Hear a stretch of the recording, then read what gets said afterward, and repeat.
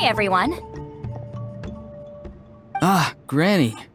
You're back. So, no good news for me, then? You saw right through me.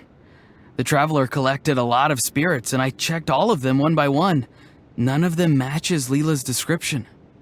I figured. It was written all over your face. It's alright. I didn't exactly have high hopes for the needle in a haystack approach anyway. Leela's condition is still stable, but we're not really getting anywhere. Well, luckily, I made some progress on my end. Leela's parents told me that he made a new friend recently, and apparently he's been out of the house for days at a time. On one occasion, they secretly followed him and saw him and his friend tinkering around with something at a camp. Yeah, some guy who goes by the name Kokuchu, dressed in what looked like Inazuman attire. Is this really all I'll need, Mr. Kokuchu? Based on my studies of the ancient texts, hypersensitivity is usually treated with desensitization therapy. So, I figure there's no reason it shouldn't work in reverse. Now, for a poor chap like yourself with no sensitivity to spirits whatsoever, you'll have to completely immerse yourself in spiritually rich substances for this to be effective. I'm electing to name this approach hypersensitization therapy. Is it risky? You're the spirit duffer, not me. I'm sure you're more clued up than I am on the potential consequences of brute force clairvoyance. Ultimately, it's your decision. All right, but I do have one last question. What's in this for you? People like me obviously don't have much clout in this tribe, so it's not like I can offer you much in return. You think I'm looking for a reward? Oh, my good sir, take a look at my face. Isn't the answer written here clear as day? What? What's written there? Just a friendly guy who's happy to help. What? So some random guy from Inazuma just felt like helping Leela cure his spirit deafness? Hypersensitization therapy, huh? What a novel idea. Could that really work? Not on Leela by the looks of things. It's anything but novel. Our tribe used to offer it as a treatment once upon a time. But it was so fraught with risks and had such an abysmal success rate that it was eventually outlawed. As for this Kokuchu fellow, I'm sure he has his own agenda. He conveniently disappeared right after Leela got into this mess. Leela's parents gave me the address of the camp, so I went and checked it out. There were clear traces of spiritual energy. And also, look what I found. What's this? A broken shard, probably from a weapon or some sort of ceremonial implement. You feel that? It might look old, but it has extremely strong traces of spiritual energy. Leela must have used this as his medium. It would definitely explain how a spirit duffer like him was able to trigger a clairvoyant experience. Wait, there's something else. It feels so familiar. I think this is somehow connected to my ancient name. Connected how? Is it like a shard of an ancient name? No, more like... I think this item might have belonged to a previous bearer of my ancient name.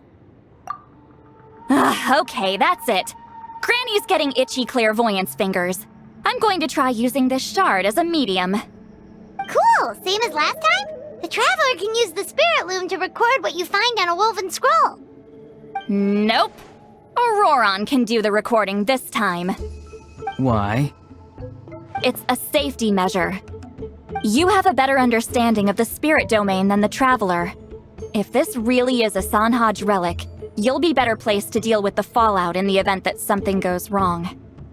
Ah, see, Paimon?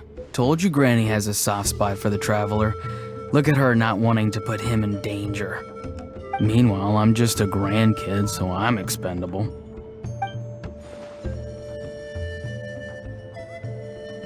Hey, what are you blabbing on about? Sorry, Granny. I'm ready now.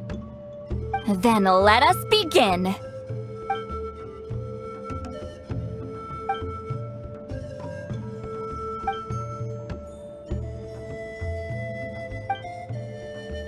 Alright, what's on the scroll this time? Looks like a broken bow covered in flames. Hey, don't you think one of the pieces looks just like this shard? You're right! It seems to be from the body of the bow. I saw a bow just like this in one of Granny's scrolls. Yes, it's the weapon Sanhaj used in the Battle of the Mare Javari. I guess that proves it. This shard is a bona fide Sanhaj relic. Good old Sanhaj. The relic's spiritual energy was fluctuating very strongly, but I wasn't in any danger at all. The traveler probably would have been fine as well. Now that's a true hero, huh? Generations later and the stuff he used to own is helping to treat spirit duffers. I still think there's more to this story, though. Kokochu must have had his own motives beyond just treating Leela's condition.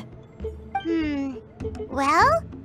Okay, we saw the full bow just now, right? Maybe he wanted to see it too, so he could track down the other pieces. I don't know if he'd have anything to gain by doing that. Even if they're Sanhaj relics, I still doubt he'd have much use for a broken bow. Also, why use a spirit duffer in that case? You're basically setting yourself up for failure. Huh? Leela's body is responding! Let me take a look. I can sense a spirit being drawn to the relic.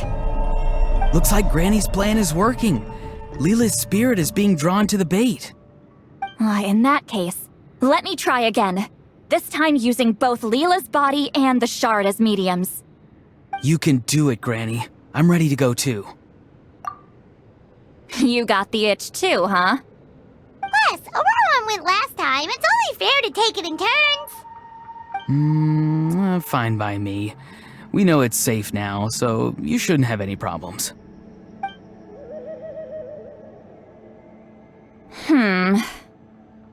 All right, if you insist. Be my guest. Just let me know when you're ready.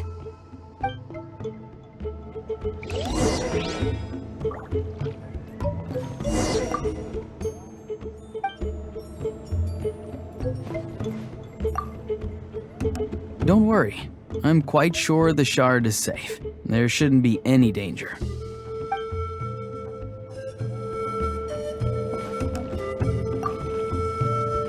You ready?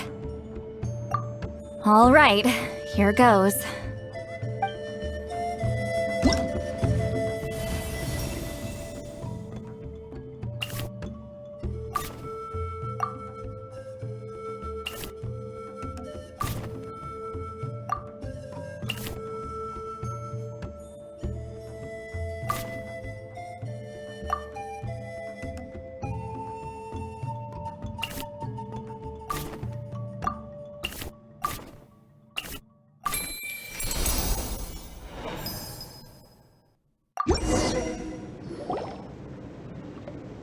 Another image has appeared. This one is a map. A map? Of where? Could it be the Mare Javari? The Mare Javari? The Mare Javari was reduced to a desolate wasteland after that big battle. Or rather, it became known as the Mare Javari after what happened there. The ashes of the monsters and warriors who fought there covered the entire battlefield. Sometimes, bone-chilling cries would be heard from the depths. Other times, the whole region would become engulfed in towering flames, drowning out the cries. That place is full of untold dangers and mysteries. Over the centuries, the finest adventurers have tried to prove themselves by venturing in. Sadly, most ended up perishing there. That lasted up until around 20 or 30 years ago, when strange things started happening. People started speaking of an enormous dark creature the size of a mountain, roaming around inside the Mare Javari.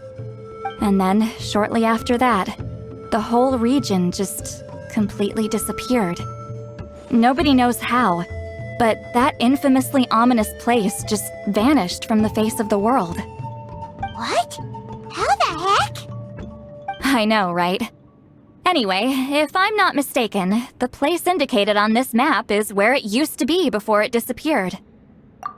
At the westernmost part of Natlan. It's a very remote location, far away from any of the tribes. There never used to be a settlement there, but there's more people since the Mare Javari disappeared. Anyway, that's just what I've heard. I've never been there myself. This is what age does to you. The older you get, the less adventurous you become. That's just an excuse. Granny's too lazy to take a trip that far away. Hold on a second. There's a spirit approaching the shard and the woven scroll. Oh, Leela's body is responding again! Quite a strong reaction this time. Does this mean what he was really seeking was the Mare Javari's location? I sense it too. There's a soul nearby. Almost a complete one. This is creeping Paimon out! Seems like the plan is working. So, can we just wake him up now? Not today. You might think bringing a spirit back into its body is like pouring water from one bottle into another, but it's far more complicated than that. I need to borrow a ceremonial sword and make some other preparations. It'll take me about 2 days. But don't worry, now that his spirit's returned, there's just one step left. Let's meet up again in 2 days.